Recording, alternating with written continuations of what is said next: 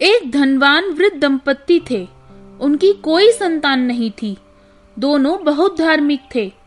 कार्तिक मास में कार्तिक स्नान करने के लिए 7 कोस दूर गंगा तक जाते थे। लौट के आने में उन्हें शाम हो जाती थी। आकर खाना बनाने में उन्हें बहुत परेशानी होती थी। एक दिन उस वृद्ध आदमी ने गंगा किनारे रेत में बहुत सी लड़कियों को खेलते देखा, जो अपना अपना घर बना रही थी। वे सब रेत का घर बनाकर तोड़ देती थीं, लेकिन एक लड़की रेत का घर बनाकर उसे सजाती और उसमें चूल्हा चक्की सब बनाकर खेलती थी। वृद्ध दंपत्ति को यह देखकर आश्चर्य हुआ और एक दिन वह उस लड़की के पीछे पीछे चल दिया।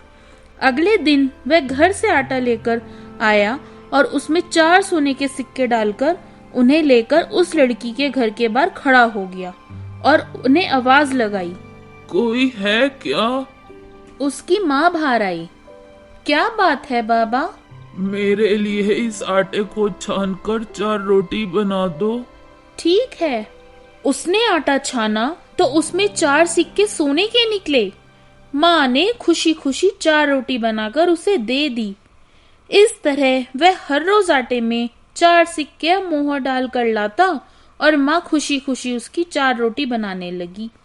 एक दिन लड़की की माँ ने कहा, यह आदमी कितना पैसे वाला है, इससे बात करो। अगर इसके कोई लड़का हो तो अपनी बेटी की शादी इनके यहाँ कर देंगे। क्या आपके कोई बेटा है? हम अपनी बेटी का विवाह उससे कर देंगे। आपके खाने का भी इंतजाम हो जाएगा। हाँ है तो, पर वह काशी पढ़ने गया हुआ है। खंडे और तलवार से भी शादी कर दो, फिर तो वह आ ही जाएगा। ठीक है। और इस तरह बहू वृद्ध दंपत्ति के घर बहू बनकर आ गई। खूब जेवर, अच्छे अच्छे कपड़े पहनकर बहू रहती, खाना बनाती और रात में सासू माँ के पैर भी दबाया करती थी। बहू, चूल्हे की आग और मटके का पानी कभी खत्म न होने देना। बहू इस बात का ख्याल रखती थी, लेकिन एक दिन उसके चूल्हे की आंच बुझ गई। वह पड़ोसन के घर आंच मांगने गई। कौन हो तुम? इनके यहाँ क्या करती हो? मैं इनके लड़के की बहू हूँ जो काशी पढ़ने गया हुआ है। तुझे झूठ बोलकर ब्याह लाए हैं ये दोनों।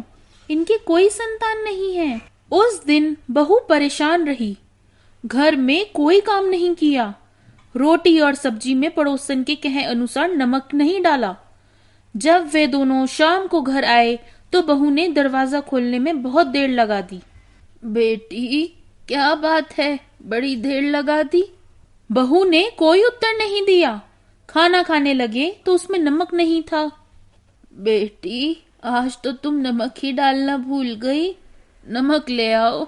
माँ जी, तुमने हमसे झूठ बोला है। आपके कोई बेटा नहीं है। आपने मुझे केवल 6 कमरों की चाबी दे रखी है। 7वें कमरे की भी चाबी मुझे दे दो। ठीक है बेटी, इसमें क्या बात है, ये लो 7वें कमरे की चाबी। उन्हें पता चल गया था कि बहू को सीख लग गई है। बहू ने अगले दिन जब वे दोनों गंगा नहाने गए तो कमरा खोलकर देखा।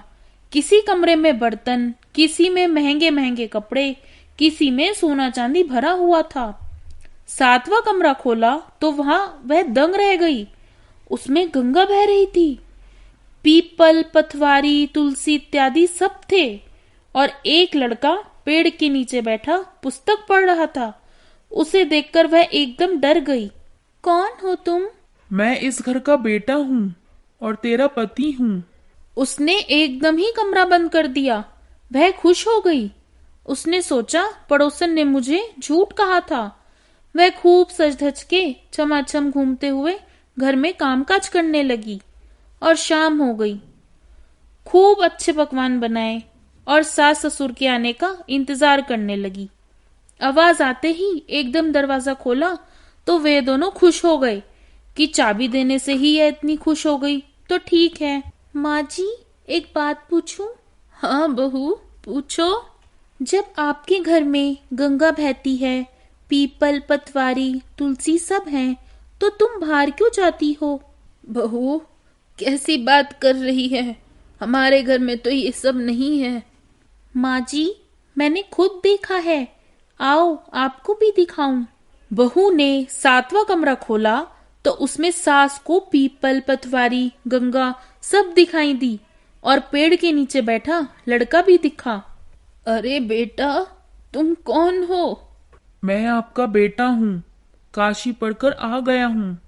नहीं, मैं तो ऐसे नहीं मानूंगी।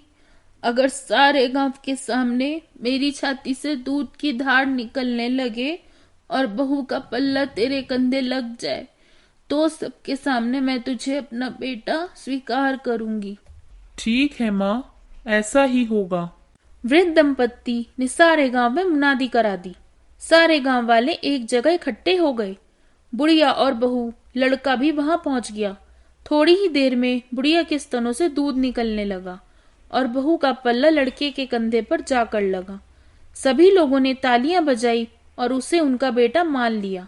इस तरह से वृद्ध दंपत्ति को बहू और बेटा मिल गए। उनका जीवन खुशियों से भर गया।